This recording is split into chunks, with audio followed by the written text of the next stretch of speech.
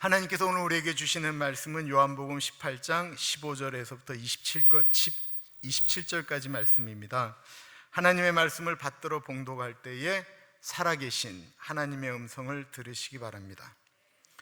시몬 베드로와 또 다른 제자 한 사람이 예수를 따르니 이 제자는 대제사장과 아는 사람이라 예수와 함께 대제사장의 집들에 들어가고 베드로는 문 밖에 서 있는지라 대제사장을 아는 그 사람 제자가 나가서 문 지키는 여자에게 말하여 베드로를 데리고 들어오니 문 지키는 여종이 베드로에게 말하되 너도 이 사람의 제자 중 하나가 아니냐 하니 그가 말하되 나는 아니라 하고 그때에 추운 고로 종과 아랫사람들이 불을 피우고 서서 쬐니 베드로도 함께 서서 쬐더라.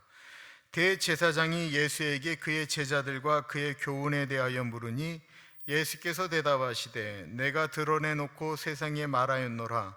모든 유대인들이 모이는 회당과 성전에서 항상 가르쳤고 은밀하게는 아무것도 말하지 아니하였거늘 어찌하여 내게 묻느냐? 내가 무슨 말을 하였는지 들은 자들에게 물어보라.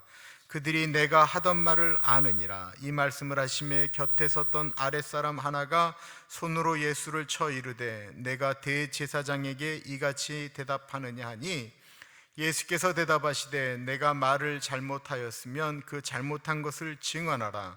바른 말을 하였으면 내가 어찌하여 나를 치느냐 하시더라. 안나스가 예수를 결박한 그대로 대제사장 가야바에게 보내니라. 시몬 베드로가 서서 불을 쬐더니 사람들이 묻되 너도 그 제자 중 하나가 아니냐? 베드로가 부인하여 이르되 나는 아니라 하니 대제사장의 종 하나는 베드로에게 귀를 잘린 사람의 친척이라 이르되 내가 그 사람과 함께 동산에 있는 것을 내가 보지 아니하였더냐? 이에 베드로가 또 부인하니 곧 닭이 울더라. 제가 아는 목사님이 한 분 계시는데 이분은 진짜 영화 배우처럼 잘생기셨습니다. 목소리도 정말 기가 막히게 좋고요. 인간성은 이분이 제일 많이 들었던 이야기는 비단결 같다라는 이야기였습니다. 근데 아쉽게도 이분에게 장애가 하나 있는데 신경만 쓰면 위산이 올라오는 신경성 위산 장애를 갖고 있습니다. 그래서 무슨 일을 앞두고 있으면 늘 너무 신경을 쓰는 것입니다. 실패를 두려워하고 실수를 두려워합니다. 목사로서는 담대하지 못한 큰 결점을 가지고 있습니다. 이분에게 뭔 그렇게 실패를 두려워하느냐라고 물었더니 이분이 이렇게 말씀하셨습니다. 주변의 교회를 보십시오. 목사가 실수하거나 실패하면 교회는 금방 문제가 생깁니다. 그는 자신이 잘못하면 교회에 큰 문제가 생긴다라는 두려움이 강박관념처럼 자리를 잡고 있었습니다. 그 목사님은 자기 자신을 믿을 수 없는 사람입니다. 그런데 그의 그런 두려움이 좋은 것이 하나 있기는 있습니다. 실패를 두려워하다 보니 하나님께 어떤 일이 있으면 기도하는 것을 잘한다라는 것입니다. 두려워서 기도하고 실수할까 봐 두려워합니다. 그 잘생긴 목사가 누구일까요? 뭐 말할 것도 없죠. 그렇게 잘생긴 목사가 어디 있겠어요? 저 말고. 저예요, 저. 제가 그 복음방송 11년째 하고 있는데 제가 수요일 날 예배가 끝나고 밤에 이렇게 할 때 보면 이렇게 긴장이 돼요. 새벽녘에 늘 먼저 일어나서 그래요. 왜 그러냐면 복음방송 30분 동안 뭐 기도가 들어오건 안 들어오건 제가 그 분량을 채울 것들을 미리 준비하면 어쩔 땐 20장이 넘어요. 그러니까 각지에 있는 기도 제목을 다 조합을 해서 그걸 갖고 제 기도문을 만드는 거예요. 저는 그 30분 동안 혹이라도 그 라디오로 듣는데 2, 3초라도 빈 시간이 있을까 봐 그걸 힘들어해요. 제가 누구를 위해서 기도하는데 그분이 기도 부탁을 했는데 제가 방송으로 나가는데 제가 버벅거릴까 봐 너무 두려워요. 그러니까 목요일 날 아침부터는 내가 초긴장 상태로 들어가는 거예요. 그리고 그 시간을 준비하면서 너무 많은 에너지를 소비하게 돼요. 실수할까 봐, 혹이나 생방송 가운데 기도가 막힐까 봐 너무 두려워요. 늘 그런 두려움이 있어요. 근데 이게 한국에서는 그러지 않았어요. 한국에서는 사람들 모으는 것도 별로 두려운 적이 없었고, 뭐 수백 명 앞에 서는 것도 아무 문제가 없었는데, 미국에서 목회를 하면서 저에게 생긴 병 같은 것입니다. 그렇다고 한다면 실수나 실패가 꼭 나쁜 것일까요? 하나님은 실패한 사람들에 대해서 어떻게 생각하실까요? 하나님은 실수한 사람에게 어떻게 다가가실까요? 예수님은 제자 가룟 유다의 배신으로 대제사장 가야바의 장인 되는 전직 대제사장이었던 안나스의 집에 끌려갔습니다. 이것 자체가 불법입니다. 대제사장, 현직 대제사장은 종교적인 것으로 신문할 수 있지만 이미 대제사장 자리에서 물러난 안나스는 누군가를 신문할 법적 효력을 아무것도 가지고 있지를 않았습니다. 그럼에도 불구하고 어제 본문에 보면 예수님은 제자들을 보호하기 위하여 누가 예수냐라고 이야기할 때 너희들이 찾는 예수가 나니까 다른 사람들은 그냥 보내주라고 요한복음에서 이야기하고 있습니다. 그리고 예수님은 붙잡히셨습니다. 그 시간에 예수님이 붙잡히실 때 다른 사람들이 다 예수님을 버린다고 할지라도 나는 예수님을 결코 떠나지 않겠다라고 큰 소리 쳤던 베드로는 어디서 무엇을 하고 있을까요? 그도 예수님이 걱정되었습니다. 도망을 갔지만 멀리 도망가지 않고 예수님이 붙잡혀서 끌려가는 것을 보자 멀찌감치 예수님을 쫓아갔습니다. 예수님이 붙잡혀서 대제사장 집으로 들어가자 문이 닫히고 말았지요. 그런데 베드로도 그 안에 들어갈 수 있는 이유가 있었습니다. 그것은 대제사장 집을 들어갈 수 있는 다른 제자가 있었기 때문에 그렇습니다. 15절 보겠습니다.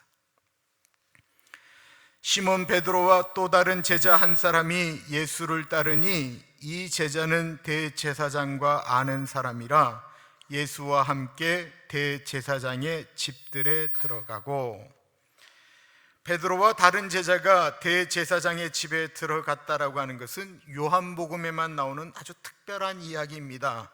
이 대제사장과 아는 제자가 누구일까요? 어떤 사람은 니고데모다, 어떤 사람은 아리마대 요셉이다라고도 이야기하지만 대부분의 신학자들은 이 요한복음을 쓴 사도 요한이 바로 그 제자다라고 말을 합니다. 왜냐하면 예수님이 신문당하는 모습, 어떤 것들은 다른 곳에서는 전혀 이야기할 수 없는 아주 디테일한 장면까지 요한복음은 묘사하고 있기 때문에 그렇습니다.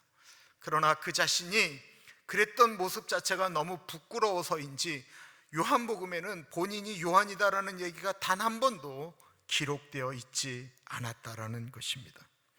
그는 먼저 대제사장의 집들에 들어갔었고 밖에서 베드로가 기다리고 있을 때 그 문을 열어주는 일을 하는데, 우리는 한번 그 밖에 서 있는 베드로를 한번 생각해 보시기 바랍니다. 제자가 먼저 들어갔고 자기를 부른다라고 이야기하는데 밖에서 초조하게 기다려야 되는 그 베드로의 심령, 얼마나 떨렸을까요? 늘 업으로 살았던 사람, 가난하게 살았던 사람, 옷에 대한 위축감이 있는 사람은 큰 집, 좋은 옷을 입은 사람들 앞에 보면 위축되지 않겠습니까? 늘 업으로 살았기 때문에 그런 의리의리한 집 앞에 서 있는 것 자체가 두려움입니다. 더군다나 자신의 신분이 노출되어지면 큰 어려움을 겪을 수도 있습니다. 얼마 전에, 몇 시간 전에 그 대제사장 집에 종으로 있었던 사람의 귀를 잘라버렸습니다. 자신을 알아보면 어떻게 하나? 어떻게 하지? 심장이 두근반 세근반 두근두근 거리고 있습니다. 예수님을 사랑한다라고 느끼기에 쫓아오기는 했는데 마음으로는 돌아서 도망가고 싶은 마음이 굴뚝 같습니다. 초조하게 기다릴 때 문이 삐걱하고 열립니다. 16절과 17절입니다. 베드로는 문 밖에 서 있는지라 대제사장을 아는 그 다른 제자가 나가서 문 지키는 여자에게 말하여 베드로를 데리고 들어오니 문 지키는 여종이 베드로에게 말하되 너도 이 사람의 제자 중 하나가 아니냐 하니 그가 말하되 나는 아니라 하고,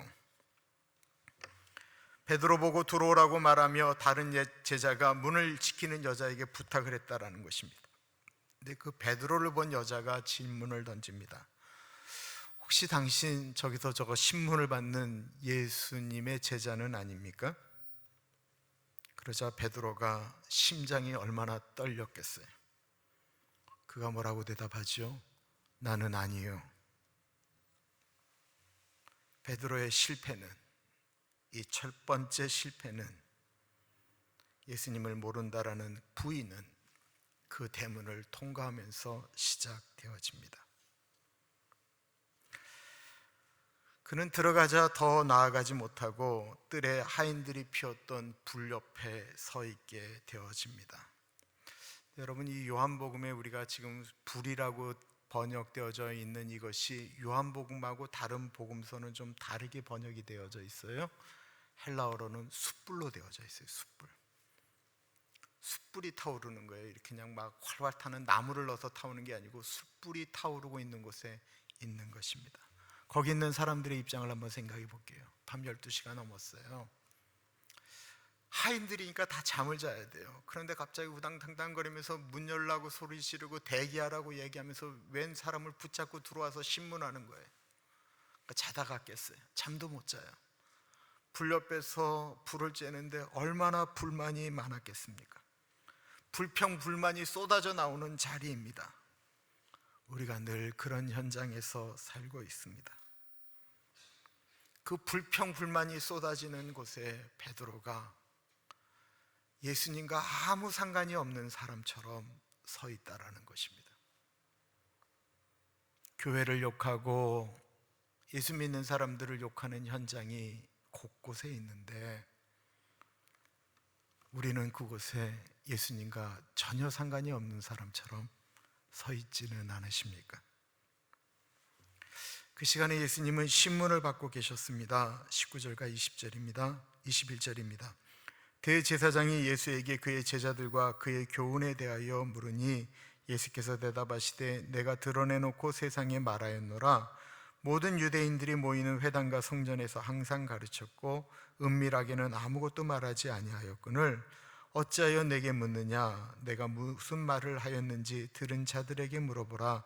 그들이 내가 하던 말을 아느니라. 대제사장은 예수님에게 예수님의 제자들과 예수님의 교훈에 대해서 물으셨다라고 했습니다. 지금 예수님에게 네 제자들이 누구냐라고 하는 질문에 예수님은 그 말씀은 입을 다물어 버리십니다. 지금 그 자리 바로 밖에 예수님의 두 제자가 있습니다. 예수님은 제자에 대해서 한 말씀을 안 하십니다. 그리고 당당하게 말씀하십니다. 내가 무슨 말을 했는지 니들이 들은 사람이 수도 없이 많은데 그들에게 내가 무슨 말을 했는지 물어보라고 이야기를 합니다. 예수님 늘 당당하게 말씀하셨습니다. 예수님 마지막 주에는요 거의 매일 성전에 가서 가르치셨습니다.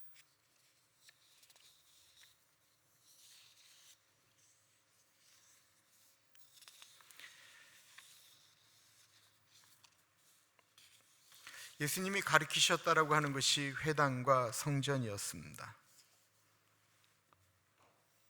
나에게 묻지 말고 들은 사람들에게 물어보라고 말씀하셨습니다. 회당과 성전이라고 하는 것은 드러낸 곳을 이야기하는 거죠. 저는 밖에서 성경 공부하는 것에 대해서 이렇게 부담스러워하지 않는 사람입니다. 무슨 얘기냐면 나는 어디서 성경 공부하고 있습니다 라는 얘기를 들으면 가서 열심히 하라고 이야기하는 편입니다. 제가 왜 우리한테 안 배우고 밖에서 성경 공부합니까? 그거 갖고 제가 시기하지 않습니다. 그런데 목사에게 내가 어디서 성경 공부한다라고 하는 말을 하기가 어려운 곳이라고 한다면 목사가 걱정하는 이유는 시기해서가 아니고요 이상한 곳일까봐 걱정돼서 그렇습니다. 이단은 다 좀 이상하게 은밀하게 성경 공부를 하잖아요. 보편적이지 않은 거면 안 가는 게 좋습니다. 이번에 저는 코로나의 가장 큰 복은 나는 교회라고 생각을 합니다. 신천지가 너무 백일화에 드러나기 때문에 그렇습니다. 지금 대구에 있는 한 병원에 난리가 나지 않았습니까? 그 병원에 주차를 돕는 분이 확진됐는데, 이 사람이 그 병원의 원장이 믿음이 좋은 분이라 자기가 병원을 내면서 맨 마지막 층 11층을 교회로 했어요. 11층이 교회예요. 병원이 11층짜리니까 큰 거죠. 그 11층이 교회예요. 근데 이 신천지 가짜인 이 사람이 주차 요원을 하면서 그 교회 성가대 지휘자를 했다라는 거예요. 그러니까 그 교회가 쫙 퍼졌어요. 성가대원들이 뭐 성가대 지휘자가 지휘하면서 했으니 퍼지지 않았겠어요? 그러고 나니까 그 병원이 다 가짜가 그냥 다 문을 닫게 된 거예요. 이게 얼마나 무서운 얘기예요. 숨어서 한다라는 것. 예수님께서 당당하게 말씀하시자 하인 하나가 어디 대제사장에게 말대꾸 하느냐라고 하면서 예수님의 뺨을 때렸습니다. 22절 23절입니다. 이 말씀을 하심에 곁에 섰던 아랫사람 하나가 손으로 예수를 쳐 이르되 내가 대제사장에게 이같이 대답하느냐 하니 예수께서 대답하시되 내가 말을 잘못하였으면 그 잘못한 것을 증언하라. 바른 말을 하였으면 내가 어찌하여 나를 치느냐 하시더라. 이 아랫사람이라고 이야기했던 이 사람은 하나님의 형상을 입은 사람을 모욕하는 행동을 한 것이죠. 사람의 뺨을 때리는 것처럼 모욕적인 것이 어디 있습니까? 감히 예수님의 뺨을 때린 것입니다. 그런데 예수님 정말 냉정하리만큼 흥분하지 않으십니다. 내가 잘못한 것이 있으면 그 잘못한 것을 증언하라. 네가 어찌하여 나를 치느냐라고 말씀하십니다. 안나스가 예수님을 신문하는 것 같지 않고요, 예수님이 마치 안나스를 신문하는 것 같은 장면입니다. 여러분 잊지 마시기 바랍니다. 아무리 옳아도요, 폭력을 행하는 순간 그 사람은 틀린 것이 되는 것입니다. 아무리 옳아도 회의 중에 소리를 지르잖아요, 그 사람은 진 사람이 되는 것입니다.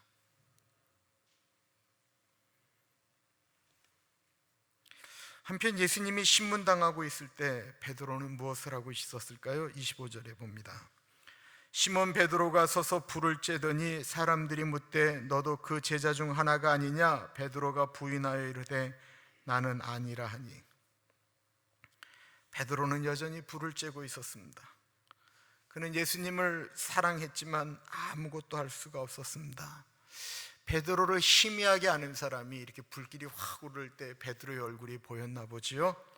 당신도 그의 제자 중에 한 사람이 아니요? 라고 질문하자 베드로가 두 번째로 아니다라고 말을 합니다. 마태복음에 보면 베드로가 두 번째 부인할 때 맹세했다라고 이야기하고 있습니다. 맹세하며 내가 결단코 하나님 앞에 맹세하는데 나는 저의 제자가 아니다라고 말하는 것입니다. 문제는 베드로의 갈릴리 방언입니다. 사투리입니다. 나는 제자가 아니요, 이렇게 말을 해야 되는데 경상도면 뭐라고 했을까요? 나는 아니라 예, 결코 나는 아니에요. 전라도였으면 뭐라고 했을까요? 난 아니란 게 아니야, 아니요. 이 정도로 웃으시려면 제가 얼마나 연습을 했는데 이 정도로밖에 안 웃어요. 맹세하여 아니다라고 이야기할 때는 적극적 부인 아니겠습니까? 목소리도 처음에는 문을 들어올 땐 두려워서 나는 아닙니다. 근데 맹세했다라고 하면서 부인할 때는 목소리도 커졌을 것입니다. 부인하는 몸집도 더 컸을 것입니다. 그런데 거기에 마침 부인할 수 없는 한 사람이 있었습니다. 26절 27절입니다. 대제사장의 종 하나는 베드로에게 귀를 잘린 사람의 친척이라 이르되 내가 그 사람과 함께 동산에 있는 것을 내가 보지 아니하였느냐? 이에 베드로가 또 부인하니 곧 닭이 울더라. 해필 그 중에 한 사람은 예수님을 붙잡으러 가는데 같이 갔던 사람이었고, 베드로가 칼을 휘두르면서 자기 친척 귀를 잘라버릴 때 그것을 현장에서 본 사람이었다라는 것입니다. 이번에도 그가 나는 아니다라고 강하게 부인을 합니다. 그가 세 번째 예수님을 부인할 때 우리가 잘 아는 것처럼 꽃기요 하고 닭이 울게 됩니다. 네가 닭 울기 전에 세 번 나를 모른다라고 부인할 것이다 라고 하는 예수님의 말씀이 아프게 베드로에게 다가옵니다. 베드로가 어쩌다가 이 지경까지 가게 되었을까요? 다시 첫날로 가보게 됩니다. 예수님이 제자들에게 이렇게 이야기합니다. 우리 같이 좀 기도하자. 시험에 들지 않게 깨어서 기도하라고 말씀하시는데 제자들과 베드로가 잠이 들었습니다. 베드로는 잠이 들어도 걱정하지 않았습니다. 자기 자신에 대한 확신이 있었습니다. 나는 기도하지 않아도 다른 사람들이 설령 예수님을 떠난다고 할지라도 나는 안 떠날 자신이 있었습니다. 다른 사람들이 다 예수님을 부인해도 나는 잠을 자도 예수님 부인하지 않을 자신이 있었다라는 것입니다. 하나님이셨지만 완전한 인간으로 오신 예수님이 연약함을 겪고 하나님 아버지께 기도합니다. 할 수만 있거든 이 잔을 내게서 옮겨주십시오. 떨어지는 땀방울이 핏방울이 떨어지도록 하나님이셨던 예수님도 그렇게 기도하고 있는데 베드로는 자기 자신이 얼마나 약한 존재인지를 몰랐던 것입니다. 자기 자신이 얼마나 죄를 잘 짓는 습관을 갖고 있는 것을 몰랐던 것입니다.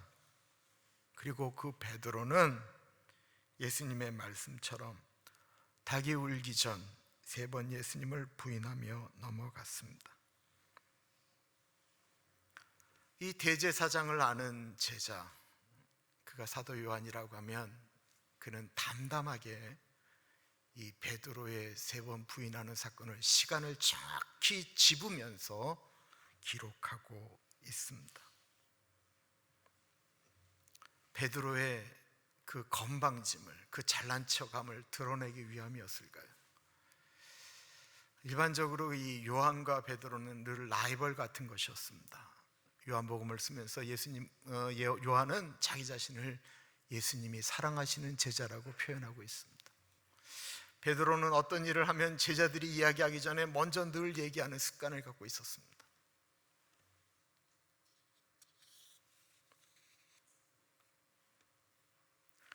요한이 이 이야기를 쓴 것은 아마 사람의 실수나 실패가 결코 나쁜 것만은 아니다라고 하는 말을 해주고 싶은 것은 아니었을까요? 넘어짐의 은혜입니다. 한 번도 넘어지지 않고도 이 세상을 하나님의 은혜로 살았다라고 고백하는 것은 정말 좋은 것입니다. 그러나 많은 분들이 넘어짐을 통해서 자신을 보게 되고 다른 사람을 이해하게 되고 하나님의 은혜를 경험하게 되었다라고 고백합니다. 유산을 다 받아 아버지의 곁을 떠난 탕자가 있었지요. 그는 자기 마음대로 하며 살았습니다. 하고 싶은 대로 하며 살았습니다. 그럼에도 불구하고 그는 자신이 있었습니다. 나는 우리 아버지처럼 바보같이 살지 않을 자신이 있었습니다. 그런데 그가 재산을 다 날렸습니다. 그의 인생은 실패하였습니다. 그런데 실패하고 나니까 그제서야 아버지가 생각났습니다. 아버지께로 돌아가자. 아버지는 늘 아들을 기다리고 있었습니다. 그 아버지가 아들이 실패하기를 원했을까요? 아니면 성공하기를 원했을까요? 아버지는 성공하기를 원하죠. 그렇게 떠나간 그 아들이 성공해서 돌아오기를 원하지 실패해서 돌아오기를 원하는 아버지가 어디 있겠습니까? 그러나 그 아들은 실패하여 거지로 돌아왔습니다. 그러자 아버지가 그 아들을 내쫓았나요? 아니었습니다. 아버지는 아들이 떠날 때와 똑같으셨습니다. 누가 달라졌습니까? 실패한 아들이 달라졌습니다. 그전에는 자신감이 넘쳐서 나는 아버지처럼 살지 않겠습니다, 이렇게 사는 것은 사는 것이 아니에요 라고 그랬던 그가 돌아와 나는 아버지의 아들이라 불림받는 자신도 없습니다, 그냥 한 사람의 종으로 나를 써주십시오 라고 고백을 합니다. 실패를 통해 아들이 달라진 것입니다. 다시 요한복음으로 돌아가 봅니다.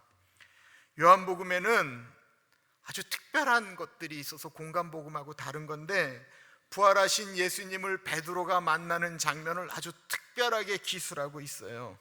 그때는 예수님께서 제자들에게 얘기한 것처럼 갈릴리에서 너희를 만나겠다라고 이야기했던 그때의 일입니다. 제자들은 예수님이 부활하신 것을 알았지만 다시 그들은 어부가 되었습니다. 밤이 맞도록 그물질을 했는데 처음 베드로를 부를 때처럼 고기가 잡히지 않았습니다. 그때 저기 바닷가에 이 모닥불이 펴오르는 것처럼 느껴집니다. 거기서 예수님의 음성이 들리는 거예요. 얘들아, 뭐 좀 잡았냐? 예수님이다. 그리고 제자들이 막 뛰어오죠. 예수님이 불을 펴놓으셨습니다. 그런데 이 불이 아까 우리가 대제사장에서 집에서 베드로가 불을 쬐던 그 숯불이라고 하는 단어와 똑같은 단어를 쓰고 있어요. 예수님이 숯불을 펴놓고 계신 거예요.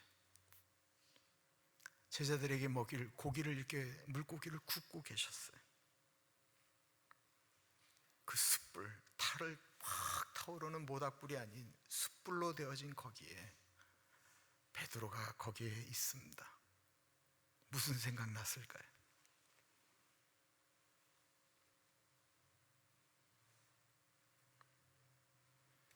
장소만 바뀌었지 분위기가 너무 비슷합니다. 부활하신 예수님은 조용히 고기를 굽고 계셨고 그 주변에 있는 제자들은 말을 할 수가 없습니다. 뭐라고 얘기하겠어요? 예수님 부활하신 줄 알면서도 다시 어부들이 되었는데 침묵이 흐르고 있습니다. 그때 예수님이 베드로를 가만히 보고 계십니다. 베드로가 고개를 들 수가 없습니다. 예수님과 눈 마주치는 것 자체가 상상할 수 없는 불편함입니다. 그때 예수님이 조용히 베드로에게 질문을 하시는데 이 질문이 참 고약한 질문입니다. 요한의 아들 시몬아, 네가 여기 있는 다른 사람들보다 나를 더 사랑하느냐? 얼마 전에 베드로가 예수님이 너희들이 다 나를 버리고 떠나간다고 얘기할 때 베드로가 거기 있는 그 제자들의 얼굴을 보면서 이렇게 얘기했어요. 여기 있는 이것들 다 예수님 떠나가도 나는 예수님 안 떠나갑니다. 여기 있는 이것들이 다 예수님을 부인해도 나는 부인하지 않습니다. 베드로 자신이 있었습니다. 그런데 예수님이 질문하시는 거예요. 요한의 아들 시몬아, 네가 여기 있는 이 사람들보다 나를 더 사랑하느냐?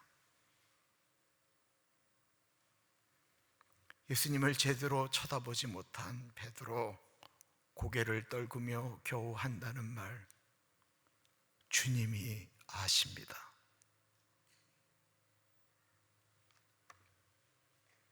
똑같은 질문을 예수님은 3번 베드로에게 하셨고 베드로는 똑같은 대답을 예수님에게 합니다. 그전 같았으면 예수님 그걸 뭘 질문이라고 저한테 하십니까? 아니 어디에 이런 것들하고 저를 비교하십니까? 라고 말했을 그 베드로가 감히 대답을 못하고 주님이 아십니다 고백합니다. 예수님 베드로 책망하지 않으셨습니다. 예수님은 베드로의 대답을 들어주고 계셨습니다. 3번 실패했던 베드로에게 3번 질문하셨습니다. 하나님은 늘 이렇게 기다려 주셨습니다. 마치 탕자가 돌아오기만을 기다리는 아버지처럼 말입니다. 사람들은 실패하고 실수하면 손가락질 할지라도 하나님 아버지는 우리가 회복될 때까지 기다리십니다. 그때 비로소 베드로는 다른 제자들이 보이기 시작했습니다. 그들보다 큰 소리 칠 수 없는 자기 자신을 보기 시작했습니다. 그리고 이 넘어짐을 통해서 베드로는 초대교회의 수장이 될 수 있었던 것입니다. 넘어졌던 사람이 그 현장을 기억할 수만 있다고 한다면 다른 사람이 넘어졌을 때 위로가 될 수 있습니다. 자신의 실수를 감추기만 하면 다윗처럼 더 큰 죄를 짓게 됩니다. 하나님은 우리의 실수를 통해서 우리가 완전히 무너지기를 원하는 것이 아니라 하나님은 아버지의 손을 붙들고 우리가 다시 일어나기를 원하시는 것입니다. 실패했던 적이 기억나십니까? 그럼 다른 사람들이 실패했을 때 손가락질하기보다는 옆에 좀 서 주시지 않으시겠습니까? 실패해 보셨습니까? 그런 우리를 하나님 아버지가 부르셨기 때문에 지금 우리는 이 자리에 있습니다. 기도하겠습니다.